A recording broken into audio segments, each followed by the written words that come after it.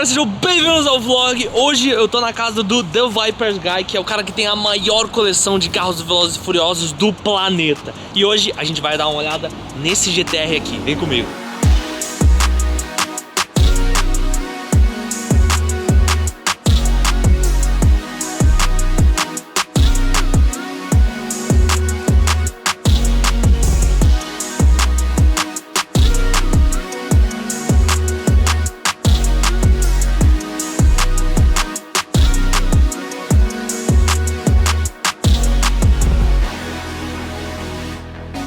Esse daqui é o GTR R33 que o Shakar montou, estilo Velozes e Furiosos. You build this from scratch, right? Yeah.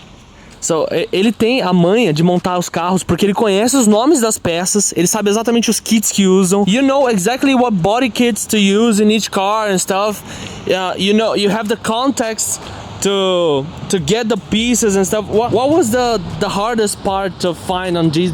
Because the livery, it's relatively easy to do, right? Right. With all the cars, the hardest part is always the wheels, because all of these cars are like cars that were rented from people in the late 90s, you know? So 1999, 2000, when they shot the movie, before the movie came out in 2001, they actually rented cars from actual owners. So those owners spent like a year or 2 or 3 years building their cars with parts from 98, 97, 99. So when you're trying to look for those parts, you're basically trying to look for parts from 1999. So it's all discontinued. It's not like buying a brand new car and then there's like a whole aftermarket for new Challengers, new BRZs, new whatever, Supras. It's with these, you're trying to match it to the movie spec.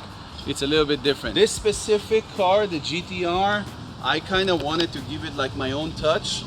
There's a company in San Diego called Throttle. What they did a couple of Fast and Furious cars, but they made a modern version of it. They gave it their own touch. So with this specific one, I wanted to kind of do the same. So this one, compared to the movie, it has a different body kit, it has a different hood, different fenders, and different mirrors. The rest of it, you know, the color, the wheels, the livery, everything is pretty much the same. And obviously it's the same car. It's a 1995 Nissan Skyline R33 GTR. It has the original bumper. We did the Nismo inserts. We did the carbon fiber hood, vented. We did the carbon fiber fenders, vented as well. Oh, so it's carbon fiber, but it's wrapped? Correct. Oh, nice. Correct. So carbon fiber Nismo inserts, carbon fiber fenders, carbon fiber hood, carbon fiber blade, the wing blade. But we did wrap it all to give it a complete look. So you open the hood, you go underneath stuff, you'll see it's carbon, but still. Ganador mirrors, those are like really rare in the GTR world. I did the veil side skirts and the veil side, rear bumper with a diffuser, OEM, wing, like I said. Most of the car is wrapped yellow, some of the car is painted. The mirrors, the trunk, the wing, the harder parts to wrap are painted to match the actual car. The wheels they took the faces and they rebarreled and re-lipped the actual wheels so we can get a perfect spec for the actual GTR. So you got almost, I think the back is like spot on, the front is just a little bit more inwards, but I think we got like almost the perfect specs for the offsets and how we rebuilt, how those wheels were rebuilt. Face came from one, that's why the face is a little bit older, everything else is new, the hardware, the lips, the barrels, everything. Então, o que acontece com essas rodas, rapaziada, como elas são 3 peças, a peça da frente é o barril da frente, a peça de trás é o barril de trás e tem a face, são 3 peças. Então, quando você monta essas rodas, você pode fazer ela maior na frente, maior atrás, pode mudar o offset e tal. Então, quando ele comprou, provavelmente era um offset diferente, ela foi montada de um jeito diferente, então ele teve que mudar para ficar parecido com o do filme. And did you find these wheels here on the US? Yeah, those wheels surprisingly were here in Southern California. A super nice guy named David. I contacted him. He posted those wheels, and then I told him it's gonna go on a Skyline. He said, yeah, we built it to a perfect specs for a Skyline. And it was like, for all the replicas I've ever built, these were maybe the easiest wheels to find, because the guy, he has his own company that builds wheels and he does a fantastic job and everything. And it's like, okay, sure. And how much was it? Do you remember? I believe the wheels were around $3,000 or $4,000. Oh, not that Something around expensive that. too. Yeah, and then I got a little help from some help from Toyo to get the tires. So I went to Toyo's warehouse in Ontario. Oh, that's nice. We picked up tires for the car. Toyo's has been amazing. They've helped me almost with all the cars. Oh, so they are a sponsor for the cars. Almost. Almost, yeah, almost. They really helped me get like different pricing and you know, stuff that you can't really find, rare tire Measurements and sizes stuff. and all that. So That's cool. on that end, they really helped, and thank you guys. Thank you, Toyo. So on the interior, it's right to the movie, right? So this is for the battery trickle charger. The battery is in the back. It's sitting between the back seat and the trunk, and I did I rerouted Oh, okay. like the trickle charger to come all the way to the front so I can put them on the charger. For the interior, basically what we did, we went with the Recaro's SR3 confetti seats. So basically we got the seats, we had them reupholstery with Alcantara, and then we matched the door panels to the same Alcantara as well. And then the back seat, you can take a look at it. We imported another yard of confetti material from Poland. And we did Poland? Yeah, and we did the back seat. Oh with my the God. Recaro stitching perfectly matching the actual front. In a couple of shows, I've met Noel G that played Hector. He signed the armrest, and I met Sean Morris. That was the actual guy that they rented the car from in the first movie. Oh, that's amazing. He's the one that actually built the actual car from back in the day. So it was a privilege to meet him. That's And awesome. signing the car as well. Caraca. Open the door. Rapaziada, tá assinado tanto pelo Hector quanto pelo cara que realmente tinha o carro na época, que os carros foram todos alugados, né?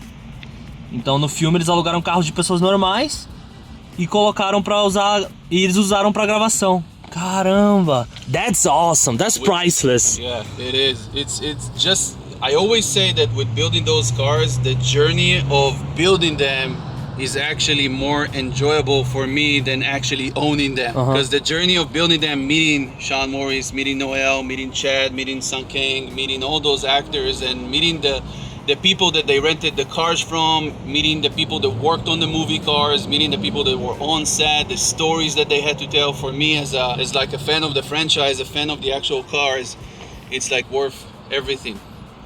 More of the interior, you can see we went with like a Nismo white face old logo cluster. We went with the Nismo 3 gauges to match. Energy Innovations came through and helped us with the hub and the quick release and the steering wheel to match the whole interior, and it's been a blessing ever since. We got the Grady shift knob, we got some Grady goodies under the hood.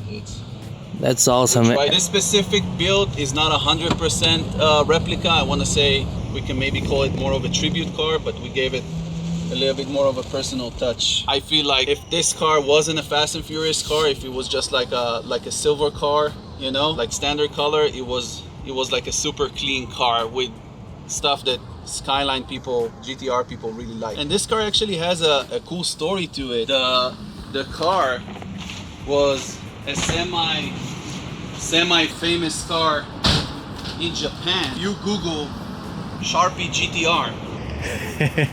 It's an artist that took this car in Japan and did Sharpie doodling art all over the car. Oh, that's nice. That's why I didn't paint in it. I wrapped it because I wanted to preserve that history of the car. So it's sharpied right now, just under the wrap. If I take the wrap off, under the whole car there's all Sharpie doodling art.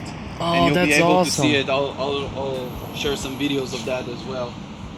Before we actually wrap the car, and it's kind of cool to see the history of where it came from. You know, it was a super nice car in Japan, and then it belonged to like an army guy. That army guy, they relocated him to Germany, so the car went with him to Germany. And after that, they relocated him to North Carolina. And when I saw the car being posted in North Carolina, I took a flight to North Carolina. My buddy John from Miami flew and met me over there.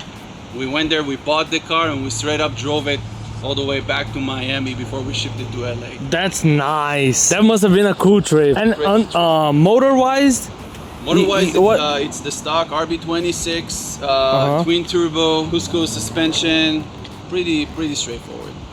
Next time I'll bring an RS air filter to one of each, so you can have it. It's a sponsor of the channel. This time I didn't brought it because I only had a carry-on. No worries. But next time I'll bring one to every car for you to have new filters. Sounds good. The crazy thing, it was a pure race car in Germany. So when they brought it to North Carolina, the car was stripped of interior. The only thing the car had is 2 seats and a dashboard. That's it. No door panels, no back seat, no headliner, no carpet, no nothing. So we were driving for like 2 days from North Carolina to Miami with like no insulation, no race car noises, no ability to open the window, nothing. No AC, nothing. Nothing. The car was straight pipe. Grady came through, and we have a full system exhaust system on it now, so it's more settled. It was a crazy road. So, but it is right hand side steering wheel. Yeah. So it was from Japan, came to Germany, and then to here. Carolina, yeah. And ended up in LA. Yeah. That's awesome, and it's really well done too. It already came with the intercooler. Correct. Nice. So it's pushing like 600 horsepower probably. No, I want to say it's around the 350. Oh, okay. Power, you know, stock. I think they came as like 280 or 2 something. You know, we tuned it and we got a different intake. We got the HKS filters. You know, it's on a different ECU, so it's a little bit more, but not 500. But it's fairly quick. You know, it's a 9,000 RPM car. It's an all-wheel drive. 9,000 RPM car. It's a really. Oh my God. Yeah. I think that's what I like most about the GTR, the RX-7, the S2000. You know, 9,000 RPM cars. It's cool. It's really cool. It's a blast to drive, probably. Because you know, the stock GTRs, they come with like a rear steering. So it handles really nice. Those headlights are the V3 Xenon lights. These are like extremely rare headlights. If you're in the GTR community, you know how much those headlights are going for. I think I saw one on eBay for like $20,000. Oh my God! I wouldn't pay that. I look with it. the normal ones But, yeah. doesn't have the projector, right? Correct. It has the standard lenses. Oh my God! Yeah. 20,000 for a headlight. For a set, yeah. For a set. I've seen them going for used ones for like 10, 12, you know, but those are really rare. I think if I'm not mistaken, I'm not 100% on this, but if I'm not mistaken, in 95 they only made, or 90, version 3 of the car, they only made like 3,000 units of it. And that's where that headlights came with. Oh, okay. That has nothing to do with the V-Spec 1, V-Spec 2. It's another thing. The V3, yeah, the version 3 of the car. Okay, so this is V-Spec 3. This is a 95, so this is the first okay. of GTR. But the headlights are from with the 33s. You have second and third versions of it. Nice. Let up the suicide doors. This is my life, homie. You decide yours. I know that Jesus died for us, but I couldn't tell you who the side was, so I parallel double park that motherfucker sideways. You can't tell me nothing. You can't tell me nothing. You can't tell me nothing. You can't tell me nothing. Rapaziada, que carro incrível, mano. Ver um desse já é muito difícil. Ainda todo feito assim, ó, freio Brembo e tal. Então, tipo, não é só uma réplica, não é o capô de carbono absurdo. Isso aqui de carbono o cara cobriu, mano. O cara simplesmente cobriu. A asa aqui atrás também é de carbono, ele pintou. Simplesmente pintou a asa de carbono de amarelo. Ó o escapão aqui. Cê tá louco, mano. Muito da hora, velho. Escrito purista aqui atrás. A logo do GTR. Vamos entrar no GTR pra sentir como é a sensação de estar num GTR de verdade, mano. E ainda com a direção do lado japonês. Você tá maluco, cara. Que absurdo, sério. Deixa eu desencaixar o volante aqui pra gente ver. Olha, velho. Será que faz o pim, pim, pim, pim? Será? Vamos ver. Ah, ele faz, mano. Eu não acredito. De novo. Tá, vamos lá. Ah, velho, que absurdo, mano. O painel, esse painel aqui, rapaziada, ele não falou quanto custa. Quando ele não fala quanto custa, é porque é os olhos da cara. Ainda mais com a logo antiga do Nismo. Tudo que tem essa logo custa 7 vezes mais. Painel de fibra de carbono real, também deve ter custado uma fortuna. Olha aqui. Logo da Nismo antiga também, outra fortuna. Caraca, ó. Isso aqui são as origens do tuning. Então, antes de ter Filtek, G Pro, todos esses computadores, eles tinham essas várias caixinhas que controlavam cada uma coisa. Por exemplo, tem o Turbo Timer. Essa caixinha, ela deixa o carro ligado mesmo depois que você desligou e tirou a chave. Então, você desliga, tira a chave e ele mantém o carro ligado para circular o óleo e água pela turbina por um tempo, depois que você parou de dirigir, pra poder conservar essas peças. Então cada coisa era uma caixinha só, tá ligado? Essa caixinha controlava o quanto você ia girar o seu carro. Então você conseguia ter 2 tipos de limitador de giro, tá ligado? O tuning nos anos 90 era assim, era várias caixinhas que controlavam várias coisas. E a minha sensação de estar num GTR é braba, rapaziada. Eu queria muito andar, mas ele falou que não tem como andar com os carros assim, principalmente acelerar e tal, porque estão todos sempre parados, então precisa ligar, esperar esquentar, ver a água, o óleo e tal. E como amanhã a gente vai pro Race Wars, ele tem um monte de coisa pra fazer que ele tem que arrumar, então eu precisaria voltar aqui mais uma vez pra gente andar com alguns dos carros, tá ligado? Mas ele falou que vai passar uns vídeos dele andando pra gente ver como que é o barulho e tal, então acho que a gente vai colocar aqui. Véi, olha, mano, eu não vou nem encostar o braço direito aqui, velho. O bagulho é assinado, velho. O negócio assinado. Esses bancos absurdos. O banco traseiro também. Cara, imagina que isso aqui ele pegou e não tinha interior nenhum. Ele teve que literalmente arranjar o interior completo do carro. De um GTR. Que já não é fácil de encontrar o carro. Imagina encontrar o interior pra vender. Carbono aqui. Você tá louco, mano. Olha que da hora o cinto. Eu tô tipo uma criança numa loja de brinquedo, velho. Eu tô olhando tudo e falando, caraca, olha que da hora, olha que da hora, olha que da hora. Tudo é da hora, mano. Eu tô em choque. Eu acho que eu já devo ter falado que da hora nesse vídeo umas 20 vezes. Fácil. Mas que da hora. E ó, pra quem tem curiosidade, os pedais num carro com o volante do outro lado ficam na mesma posição. Então o acelerador continua sendo com o pé da direita e o freio, e a embreagem com o pé da esquerda. O pisca continua sendo aqui, o farol. Então é tudo igual, só que desse lado. Então a primeira marcha ainda é pra cá e pra frente, segunda ainda é aqui, terceira ainda é aqui, só que você tem que usar a outra mão. Então é tudo meio que espelhado, o painel, mas os pedais são iguais, o lugar da chave é o mesmo e o câmbio também é igual. O lugar do freio de mão às vezes muda, mas eu acho que nesse carro, mesmo quando o volante fica daquele lado, o freio de mão fica desse. Então, normalmente é assim. O velocímetro tá em quilômetros, rapaziada, se liga. Que da hora. Ele colocou o interior completo do carro de volta, mano. That was the car.